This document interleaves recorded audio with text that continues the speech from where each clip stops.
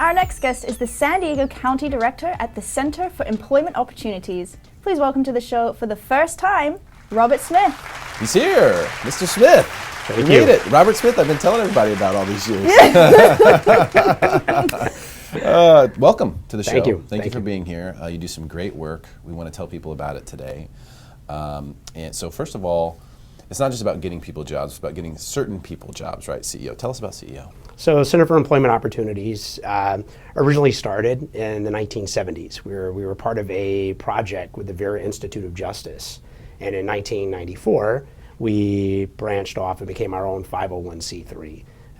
And we've been helping people that are formerly incarcerated coming out of jail find their way into employment. And we've been doing that for 30 plus years. Wow. So is CEO a government entity? No, or it's not, it's separate.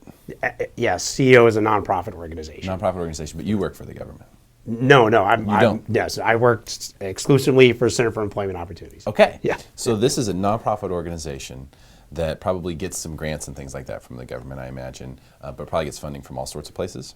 Absolutely. I mean, we're constantly on the fundraising trail, but we have contracts that we have with San Diego County Probation, Caltrans, that provide the support that we need to put our folks to work.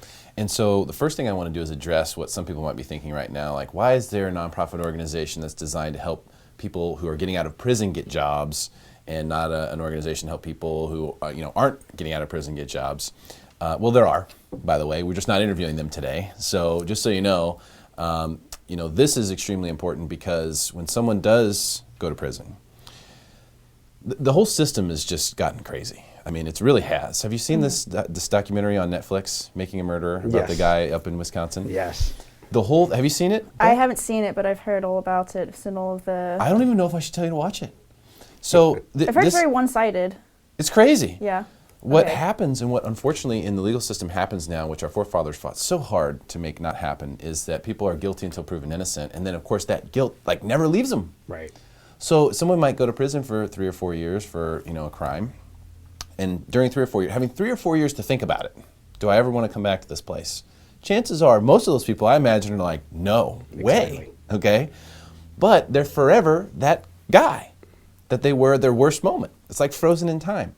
So they have a real hill to climb in order to go out and get a job and function as a normal part of society afterwards. And that's where you guys come in, correct? Absolutely.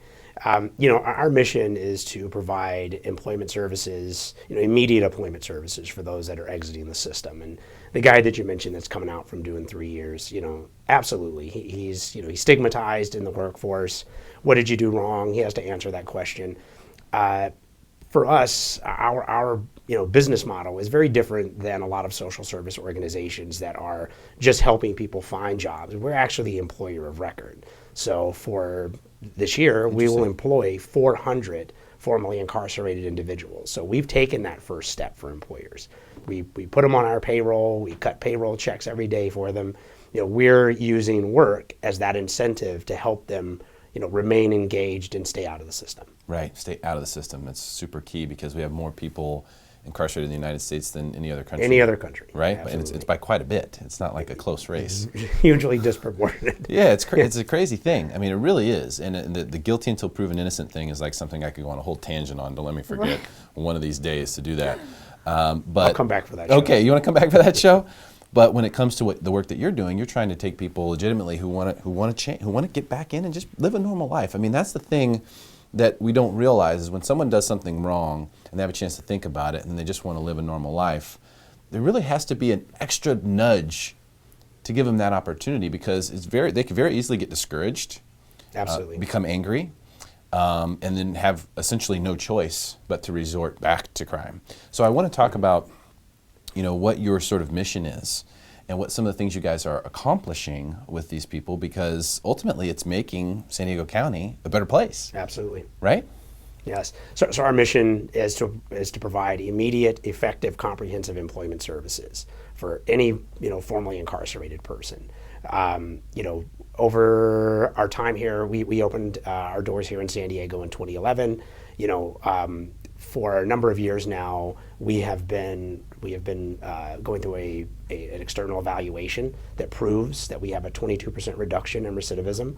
We actually ran a comparison study in San Diego through Harder and Company, another independent evaluator, that shows that we're showing huge impacts on that reduction in recidivism. So, without CEO, you'd have 400 people that are coming out of the system that are just trying to wander the streets of downtown and find their way. And, we're there with our doors open to help them find their way right into work. Okay, and so and work is what it's all about. Absolutely. Right? So you're working with major employers, I imagine, as well. Yes.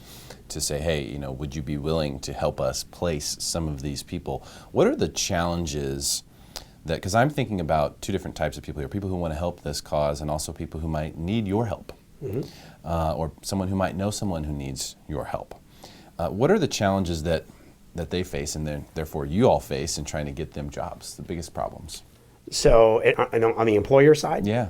I think the biggest challenge for the employers are, it's a little scary to take a risk with a guy that's just coming out of jail. And so, part of our model is to absorb that front end risk, right? We are their employer. So we're vetting these individuals for potential employment.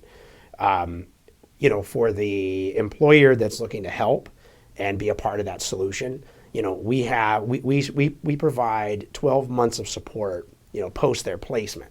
So we're engaged, for the long haul. We don't just get them a job, dump them on an employer's doorstep and walk away, and we don't have anything else to do with them. We're there to help them stay engaged. If they have obstacles dealing with transportation or childcare, anything that comes up that may impact their ability to keep that job, we try to help them navigate that process. For the individuals, being able to sit in front of an employer and say, I've made a mistake. Here's, the consequences of my mistakes. Here's what I'm doing now to better my life and regain my dignity and be a part of the community and be an active member. Yeah, and it's super, super important to stopping the cycle, if you will. Because a lot of times people become a product of the system and then they just can't get away from it. Yeah. Sort of like once you get tagged with it, you have this magnetic pull back towards it.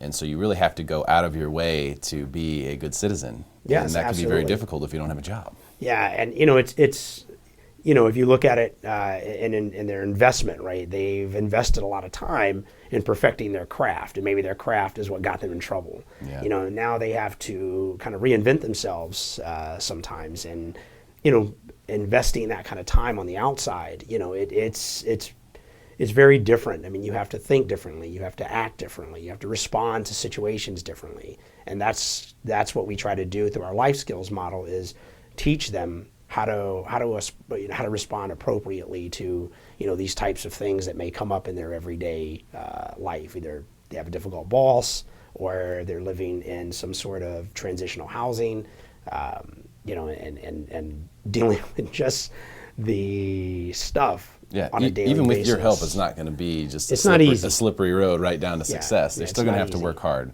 Now, what about people who are seeing this right now who would like to participate in helping the cause? What can they do? They can email me personally, rsmith at Center for Employment Opportunity, coworks.org.